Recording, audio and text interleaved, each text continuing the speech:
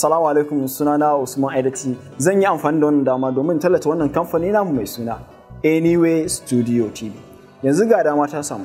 Za ku iya kasancewa da mu da kuma kallon shirye-shiryenmu a cikin wannan tashar tamu mai suna Anyway Studio TV. Za mu dinga gabatar muku da shirye-shirye kamar haka. Bakwammu na yau daga bakin Kannywood. Shirin Bakwammu na yau shiri ne wanda zai dinga gabatar muku da hira da mawaƙanmu na Hausa da kuma masu yin waƙoƙin hip hop. Kada ku manta, ku dai abin da muke so, ku yi subscribing wannan tasha mai suna Anyway Studio TV domin ganin shirye-shiryen da za mu dinga kawo muku wadan cikin ku jin daɗin mu. Assalamu alaikum, har ila yau kuna tare da ni Usman Aidati. A yau mun zo muku da wani babban mawaƙi wanda yake waƙoƙin fim na Hausa sannan kuma kuke jin waƙoƙinsa a gari. Za mu so ka gaya mana sunanka a takaice da kuma takaicen tarihinka, inda an ce waka a bakin mai ita tafi daɗi. Assalamu alaikum wa rahmatullahi ta'ala wa barakatuh. Kamar yadda kuka sani kuma ce kamar yadda za ku gani yanzu, sunana Umar Musa Idris wanda kuka fi sani da Sayyad Gadangaya mawaƙin Hausa. To alhamdulillah gani a cikin wannan shiri na ku da ma kuma ba a taɓa wannan program ɗin da ni ba, to yanzu kuma Allah ya kawo. Da farko dai na yi makarantu na duka a Gadangaya, na yi makarantar primary da secondary da higher institution dina a makarantar Gadangaya da ke unguwar Gadangaya a garin Kano. Kuma alhamdulillah a nan ne duk makarantu na unguwar Gadangaya har islamiyoyi da sauransu. A nan na taso na yi duk waɗannan makarantu. To alhamdulillah ina ganin wannan shine kaɗan, tunda kaɗan aka ce da kaɗan ne. Ina ganin wannan shine kaɗan daga cikin tarihi ne har aka kawo yanzu. To masu kallon mu za su san dalilin da yasa ka fara rera waka. To alhamdulillah akwai dalilai wanda suka sani na fara wannan harka ta waka da harshen Hausa. Dalili na farko shine ina da son idan Allah ya ara min dama da kuma lokaci ya zamana ina faɗakar da al'umma da yaren Hausa, saboda akwai yawancin abubuwa wanda suke muna da buƙatar su dinga nisa sosai, wani saƙoƙuna da muke da su a zukatanmu.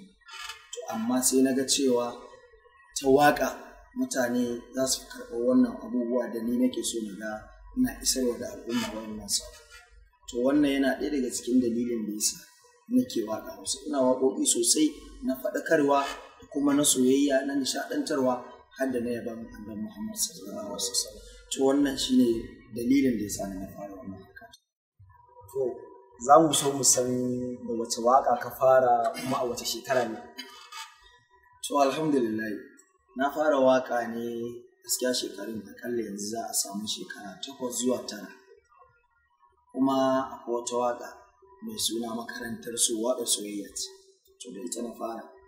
To sai daga Gadangaya a cikin waɗannan shekaru da kai kana waka akalla waƙoƙi guda nawa kai?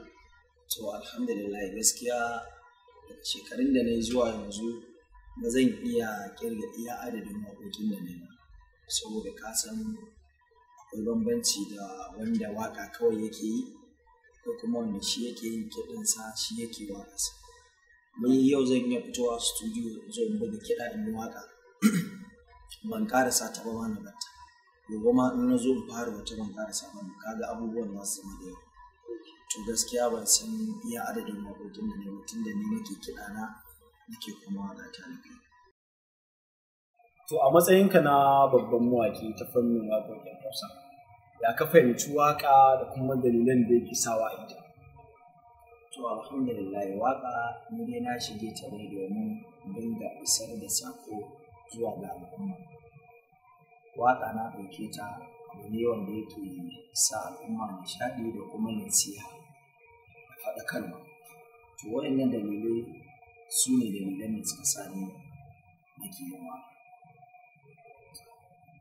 Kowane mawaƙi a cikin waƙoƙinsa yakan zaɓi guda ɗaya a matsayin bakan damiyarsa. To kai a cikin waƙoƙinka wace waƙa ce ka ɗauka a matsayin bakan damiyar? To alhamdulillah ka san kowa da akwai kamar da ka faɗa waƙar da yake zaɓa a bakan damiyar. Ni waƙoƙina duk wadda na yi da kaina in dai ni na yi gaskiya bakan damiya ce a wani.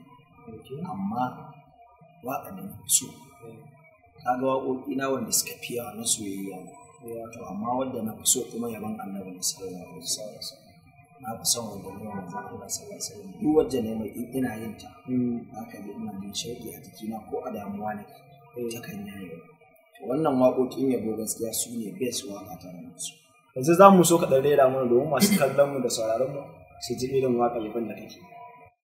Yan uwana kowa ya sani ma ni ina nan tare da ma'aikina.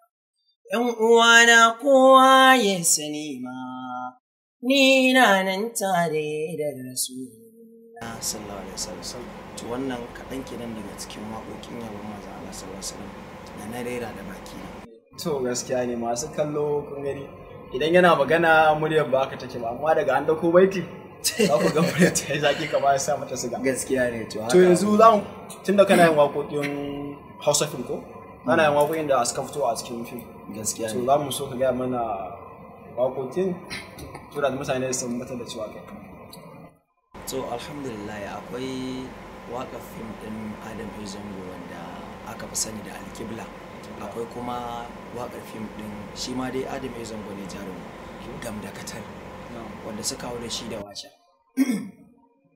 Ita ta Alƙibla ita ce nake cewa kin tafi da ina nazari a yanzu ga kin dawo a duniyar masoya kin tafiya a dawowa wanda ka bai wa soyayya a zuciya yake sawa. To wannan kaɗan kenan daga ciki ta Alƙibla ita kuma Gam da Katar ita ce nake cewa zo ki gyara tunanina masoyiya ta ki bani wurin kwana. Duniya ta yi min daɗi gana a fili ina ta rawar girma. To wannan kenan wannan waƙoƙi guda biyu ina ga masu kallon mu za su gansu a fina-finan Hausa na Adam Zango waccan ta Alƙibla wadda ya da shi da Hadiza Gabon da Hafsa Barauniya wannan kuma da shi Adam Zango da Fati Washa a fim ɗin Gam da Katar. To alhamdulillah wannan su ne waƙoƙina da aka fi sani a fim. To yanzu bayan wayannan waƙoƙin akwai waƙoƙin da aka sake sawa a fim ko kuma iya su ko kuma da shirye-shiryen sawa? Gaskiya akwai waƙoƙin da aka sassa wanda wasu irin fim ɗin Jos ne haka akwai wata waƙa da ne wadda Musbahu aka an fara yau kuma banda ita ma akwai waƙoƙina sosai da ya hau to amma an gama bidiyo ɗinsu amma har yanzu ba su shiga fina-finan ba tukun ka san ana iya yin haka za a yi fim sai a yi waƙar fim ɗin kaza an gama da waƙa sai a shiga aiki to alhamdulillah. To yanzu sai daga kaya ya shekarun da kai kana waƙa ka fuskanci wasu ƙalubale haka? To alhamdulillah ka san duk sana'ar da mutum zai yi a rayuwa yakan haɗu da ƙalubale na kasuwa kowace irin kasuwa kake to alhamdulillah ƙalubalen da kowa zai iya fuskanta a kowane irin kasuwancinsa ni ma na fuskanta a kasuwanci. Haka tunda kowace kasuwa kake za ka iya fuskanta ƙalubale to shi ne kawai. Yanzu sai daga kaya ya samu lambobin yabo? Alhamdulillah na samu lambobin yabo ma'ana karramawa wanda muka fi cewa award. Akwai award ɗin da aka ban a Bauchi State 1st January 2016 ni da Adam Zango da Alan Waka da Super Teenager da Sirabiu Dalle.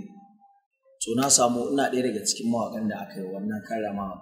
Akwai kuma wanda aka kuma bani wannan 2017 ɗin da muke ciki a Zaria nan ma wani taro ne again.